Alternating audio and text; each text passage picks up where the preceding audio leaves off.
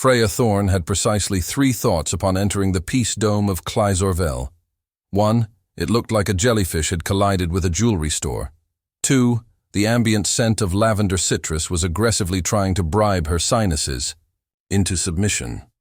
And 3. If another alien offered her a meditation crystal, she might genuinely weaponize sarcasm into a physical object. Clad in diplomatic armor that still bore scratches from a skirmish with a sentient jungle last week, she strolled down the carpeted ramp toward the assembly with a gait that said, "I've survived worse, and you're not even close." Her translator AI pinged with a reminder. "Caution. Your presence may cause instinctual fear responses in species 7 through 211. Also, please don't show your teeth unless you mean it." Freya smiled. Wide. Just to test the acoustics, half the, Council flinched. One puffball creature squealed and fell off its hover chair. The Tranquillium delegates had arranged this ceremonial peace summit with the same energy a school principal uses when calling in a troublemaker's parent. They were hoping Earth would roll over, apologize for its existence, and quietly become another docile client species under the blanket of spa-drenched galactic unity. Instead, they got Freya, Earth's top emissary of unfiltered menace. Her opening statement, uttered while pouring dehydrated caffeine crystals into an already illegal cup of espresso concentrate, was, "So, who's here to threaten us today? And which one of you sparkles is in charge?" A silence fell so thick it could have been bottled and sold as anti-noise. The Grand Arbiter of Fluffula Systems blinked all 17 of his eyelids, then gestured weakly to a massive hologram titled Path to Harmony, the Earth Compliance Proposal. What followed was 32 minutes of animated charts, polite threats, galactic legal jargon, and something called the Mutual Trust Through Selective Disarmament Clause. Freya interrupted once. "I once saw a squirrel survive a direct lightning strike and go back to stealing fries from tourists. That squirrel is more persuasive than this." The presentation concluded with a soft chime and an invitation to consider the galactic gift basket of benefits, including gravitational wellness massages. Freya drained her mug and replied, "My planet shoots space rocks for fun. Do you think a back rub is going to impress us?" The Tranquillium delegation looked vaguely nauseated. Somewhere, a counselor from the Empathic Aromatic Union quietly began sniffing their own comfort herbs. Freya stood, brushed imaginary dust off her armored sleeve, and made eye contact with the projection of the upcoming guest of honor, Over-General Gorvax of the Tyrak Enclave. She'd read the briefing. Tank-sized, multiple tongues prone to ceremonial declarations and occasional declarations of war via haiku. He was supposed to be the summit's closer, the intimidation sledgehammer.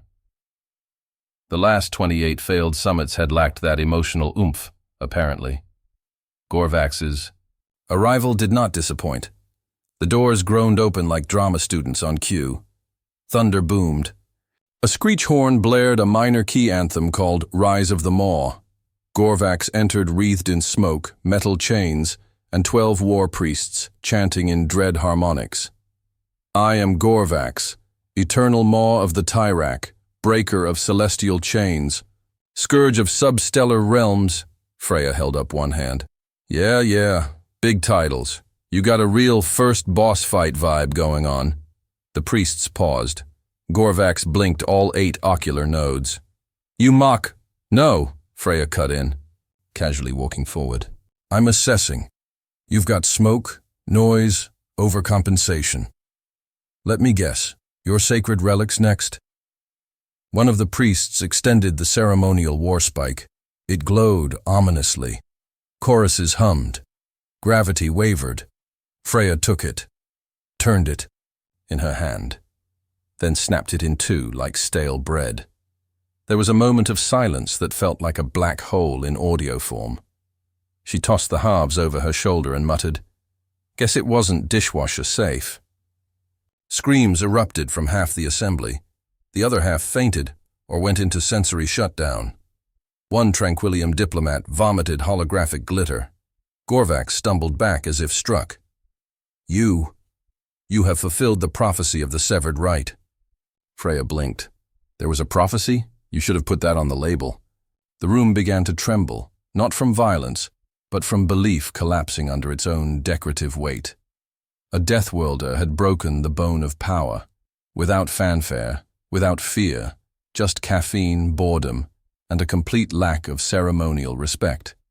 Somewhere in the chaos, Freya reloaded her mug, looked around at the panicked elites of the galaxy, and asked flatly, "So, lunch, or are we still doing interpretive intimidation?" The summit would never recover, and neither would the power structure of the galaxy. The Peace Dome smelled like ozone and panic, partially because someone had shorted out a ceremonial light sculpture during their fainting spell, and partially because Gorvax the Eternal Maw, whose entire diplomatic strategy revolved around fear and theatrical intimidation, was now standing motionless, holding the shattered halves of his sacred warspike like a child whose ice cream had been punched by God. Freya Thorn took a long, audible sip of her coffee, letting the slurp echo around the dome with deliberate menace. The sound did more psychological damage than any kinetic weapon Earth had ever tested. "So, are we still pretending this was a peace summit, or should I start handing out emotional support helmets?" she asked, deadpan, as another delegate from the Jelly Orchid Ascendancy quietly slid under the table, sobbing in 6 tones. Gorvax finally moved, though not toward attack.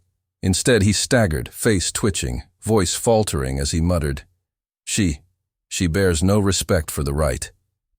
Freya gave a lopsided shrug. "We've got traditions on Earth too, like barbecuing.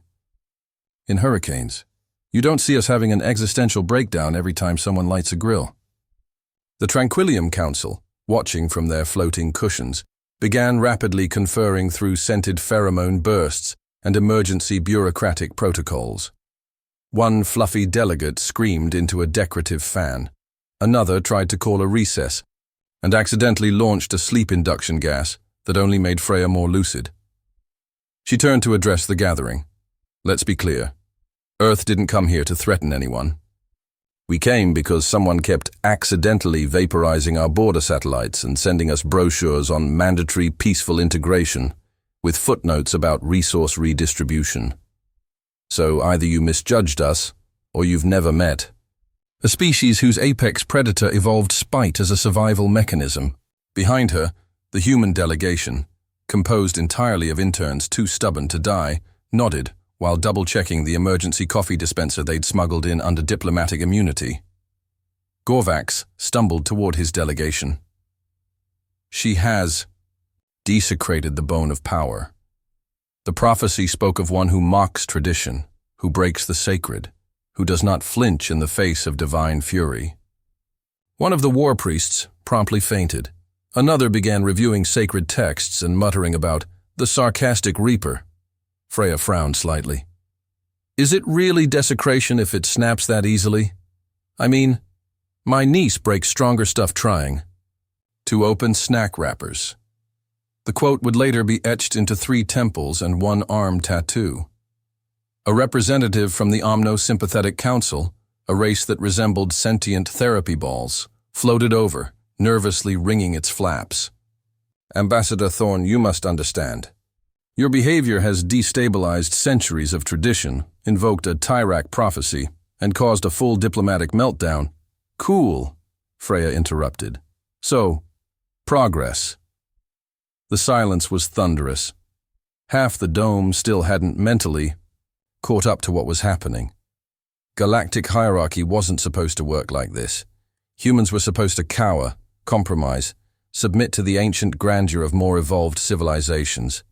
Instead, they'd sent a woman who treated relics like firewood, diplomacy like open mic night, and planetary threats like mildly annoying weather. The ripple effect was immediate. A cluster of minor species began whispering about Earth as a rising power, dangerous, unpredictable, and somehow hilarious. A few even began filing early alliance requests.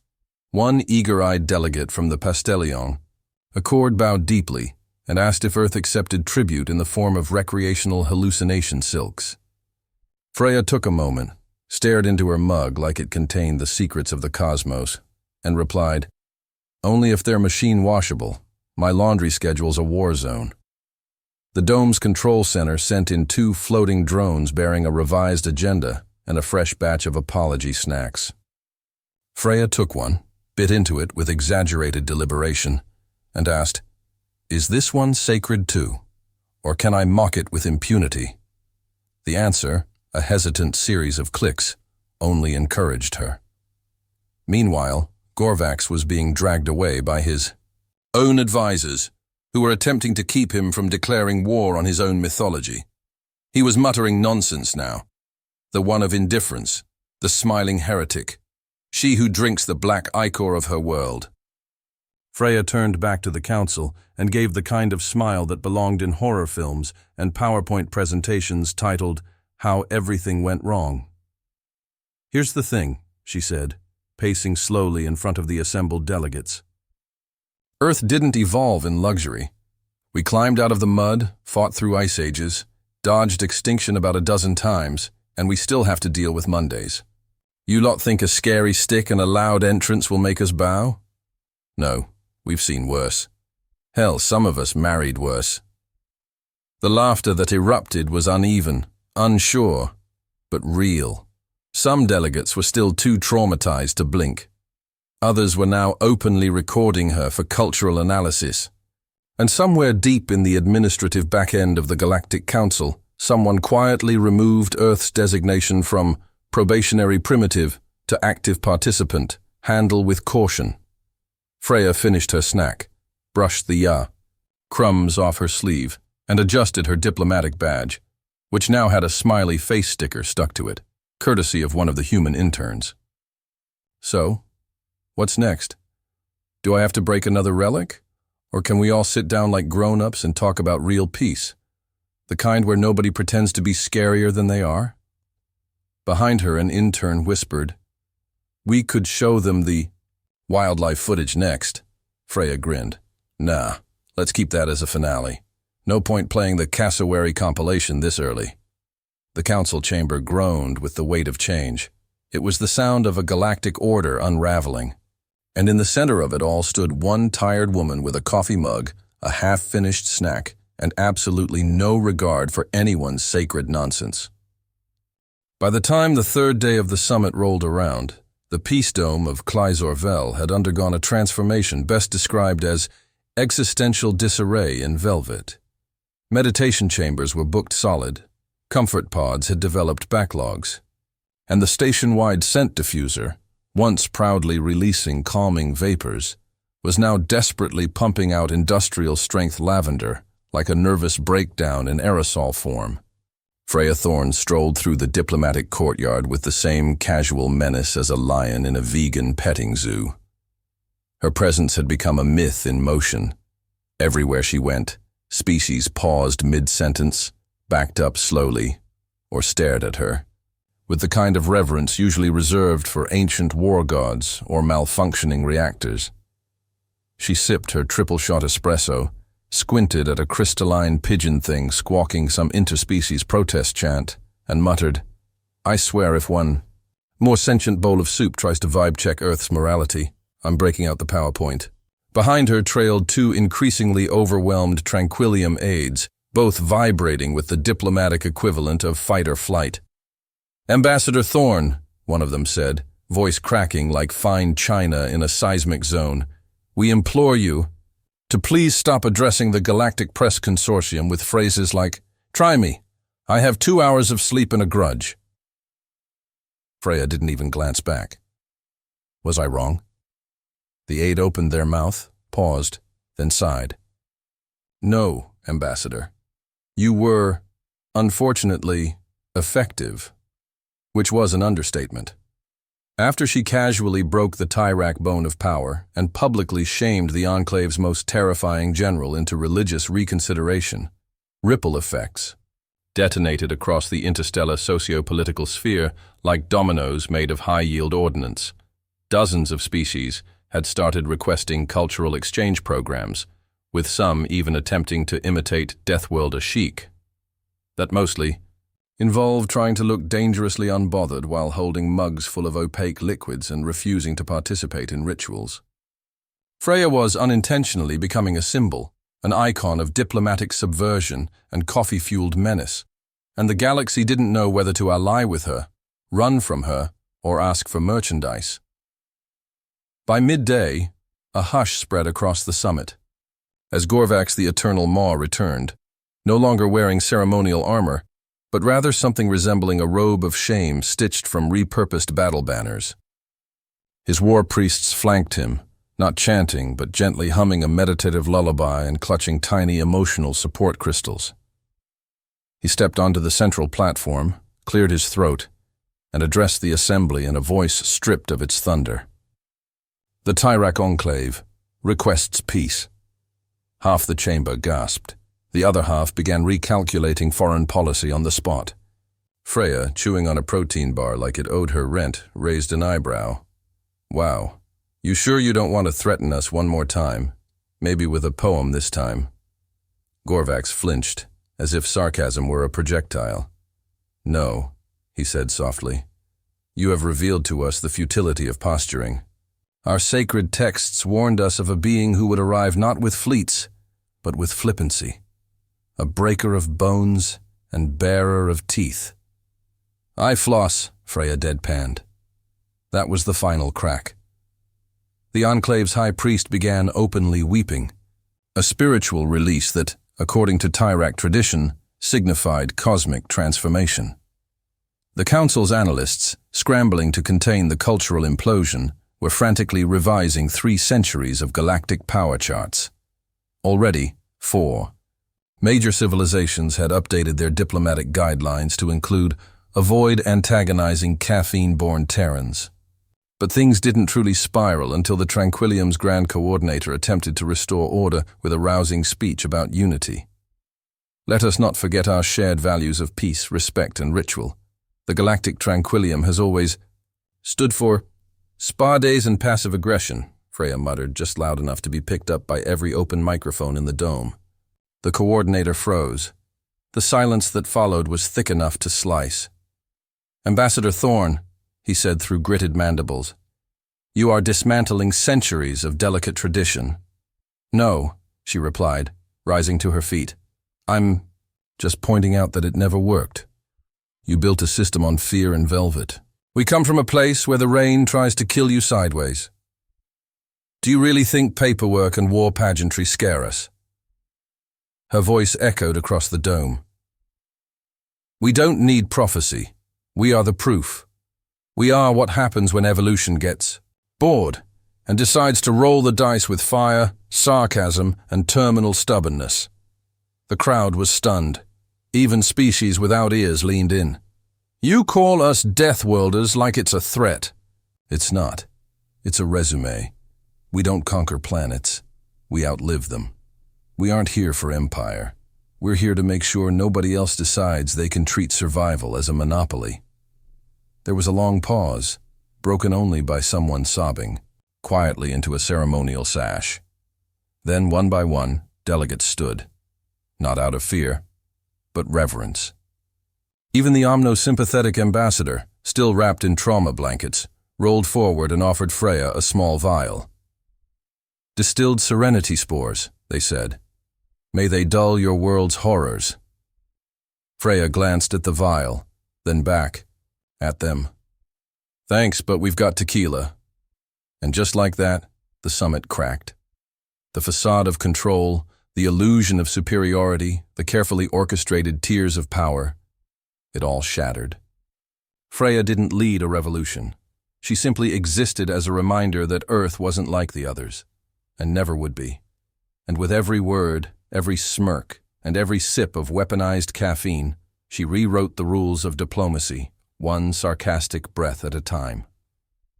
By the time the summit reached its chaotic, espresso-stained finale, the Peace Dome no longer resembled a center for galactic diplomacy, but a cosmic group therapy session spiraling toward an interstellar TED Talk on trauma survival and sarcastic war resilience. Delegates whispered her name like it was a spell. Freya Thorn, the Deathworlder emissary who had not just endured their most sacred traditions, but casually dismantled them while mid-sip. The last day began with a desperate attempt by the Tranquillium Council to regain composure.